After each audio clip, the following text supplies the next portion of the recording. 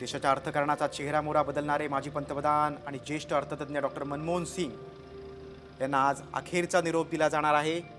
शासकीय इतमामात निगमबोध घाटावर त्यांच्यावर अंत्यसंस्कार केले जाणार आहेत।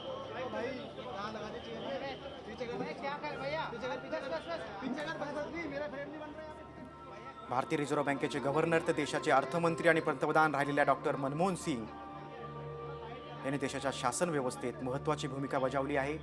आज त्यांना अखेरचा निरोप दिला जातोय।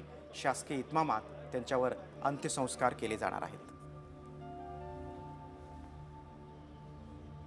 दिल्लीतील निगमबोध घाटावर त्यांच्यावर अंत्यसंस्कार केले जाणार आहेत। केंद्र सरकारनं 7 दिवसांचा देशभरात दुखवटा देखील जाहीर केलेला आहे। 11:15 वाजता त्यांच्या पार्थिवावर अंत्यसंस्कार आज केले जाणार आहेत। देशाला आर्थिक महासत्ता बनवण्याच्या कार्याचा डॉक्टर मनमोहन सिंग यांनी पाया रचला।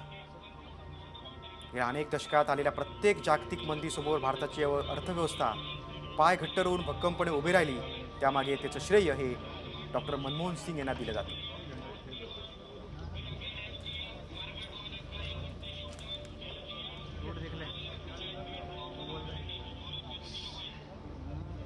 देशाच्या अर्थव्यवस्थेचे नवे दालन खुले करणारा क्रांतिकारक निर्णय घेणारा द्रष्टा नेता अशी इतिहासात कायम डॉक्टर मनमोहन सिंग यांची ओळख राहणार आहे।